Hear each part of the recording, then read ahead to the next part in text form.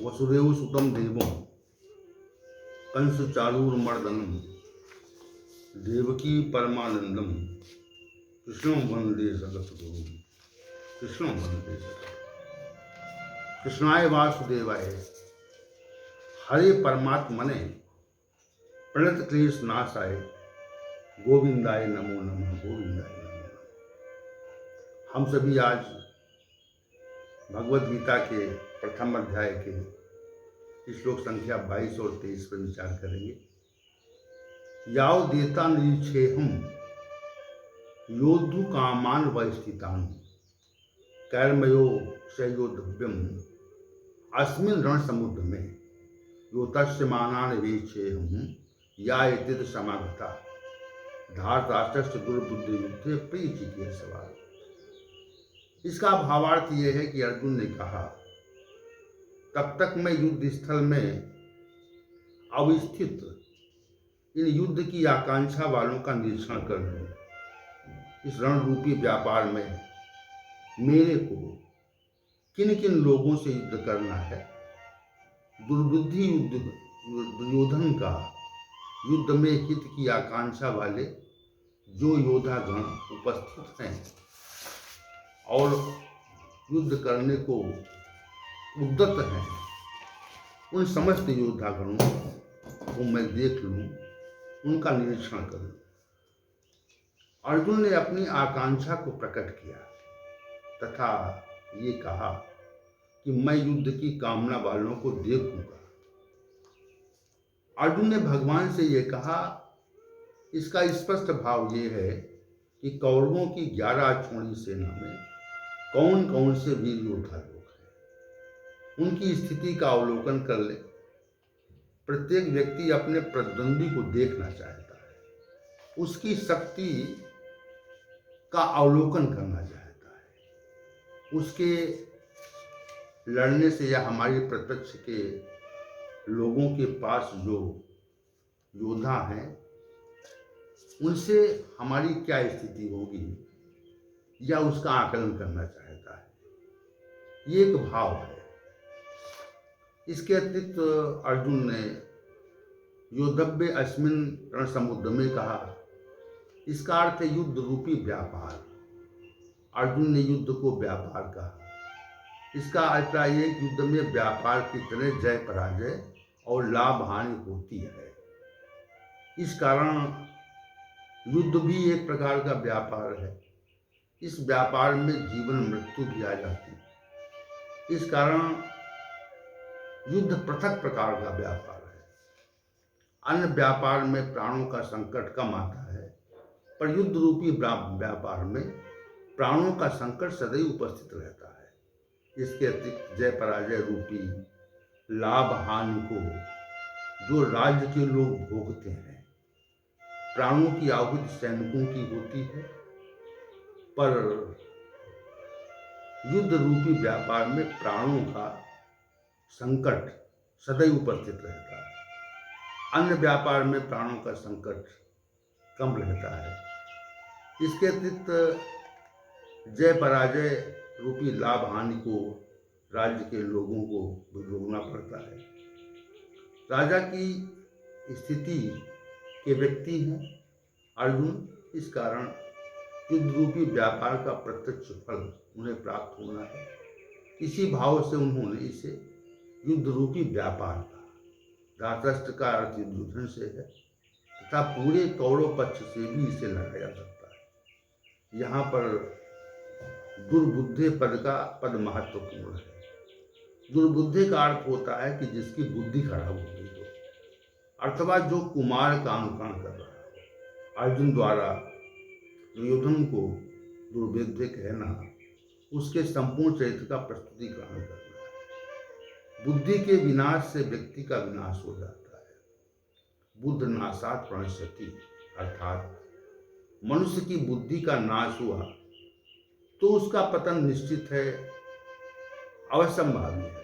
दुर्बुद्धे शब्द से सभी को सीख लेनी चाहिए।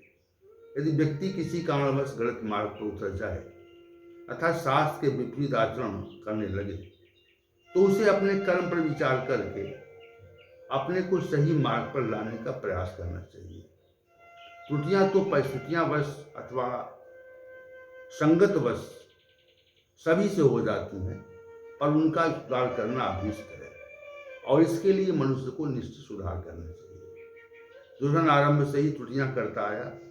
पांडवों को लाक्षागृह में जलाने का प्रयास किया, भीम को जहर देकर मारने का प्रयत्न किया, द्रौपदी के चीर को हरण करने का पूरा प्रयास किया, पांडवों को जुआ में हराकर उनको उनका राज छीनने का प्रयास, अज्ञातवास के उपरांत पांडवों के राज पर बलात् कब्जा रखने का प्रयास, भगवान श्री कृष्ण को बंदी बनाने का प्रयास, महाभारत के आयोजन से पांडवों को मारने का प्रयास, आदि आदि कार्य दुर्योधन ने किए। इस प्रकार ये सब कार्य उसकी बुद्धिहीनता का प्रतीक है। इसी को दस्त रखकर अर्जुन ने उसे दुर्बुद्धि कहा।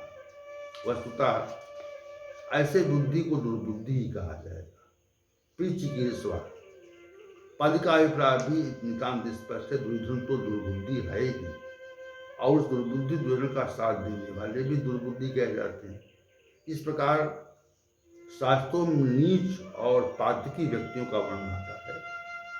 उनमें असामाजिक कार्य जैसे मद्यपान करना, जुआ खेलना, व्यभिचार करना आदि कर्मों की प्रवृत्ति स्वतः ही होती है, परंतु ऐसे व्यक्तियों का जो साथ देता है वो भी निश्चित ही उसका पतन हो जाता है और वो पातकी हो जाता है और पाप में उसका भाग हो जाता है। इसी आधार पर उनका हित और प्रिय चाहने वाले भी दुर्बुद्धि हैं। अर्जुन का कथन इसी ओर संकेत करता है कि दुर्योधन दुर्बुद्धि है।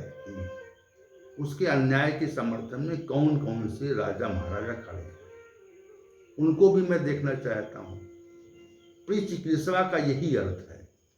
हमें भी अपने जीवन में ऐसे व्यक्तियों का साथ नहीं देना चाहिए जो गलत मार्ग पर, कुमार्ग पर चले गए हैं और कुमार्ग का अनुकरण करने के लिए उद्यत हैं।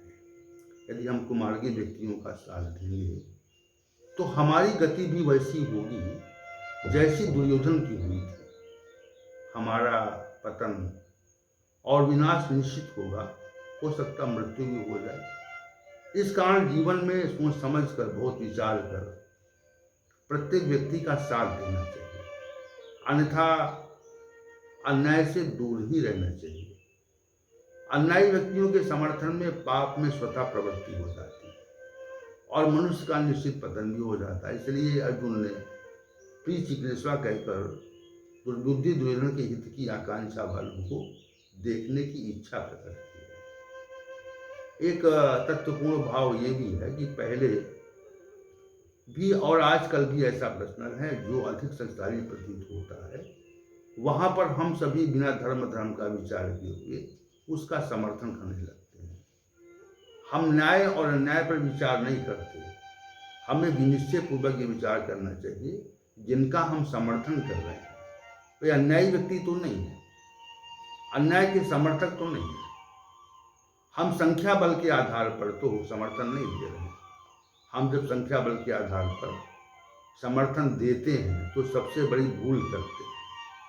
आजकल अधिकांशता गुण दोष को भूलकर हम लोगों का समर्थन करने लगते हैं जिनके पास अधिक संख्या बल है, जनबल है, सत्ता बल है, धन बल है। दुर्योधन का समर्थन भी कुछ ऐसे ही है।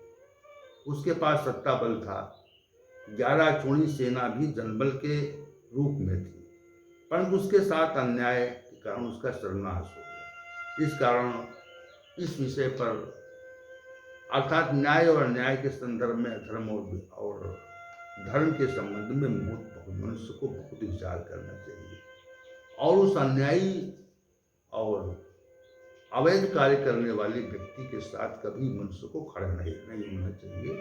ये हमारी विशिष्ट सीख इस श्लोक से हमें प्राप्त होती है। इस प्रकार अर्जुन के ऐसा अनुरोध करने पर श्री भगवान ने उसके अनुरोध को स्वीकार किया और अर्जुन ने उसके अनुरोध को स्वीकार करके उसके रथ को दोनों सेनाओं के मध्य जाकर खड़ा किया। इस भाव को श्लोक संख्या 24 और 25 में व्यक्त किया गया था, जिसे हम इस पर हम कल विचार करेंगे। ओम सहनावतु सहनौ भुनक्तु सह वीर्यं करवावहै तेजस्विनावधीतमस्तु मा विद्विषावहै। ओम शांति शांति शांति।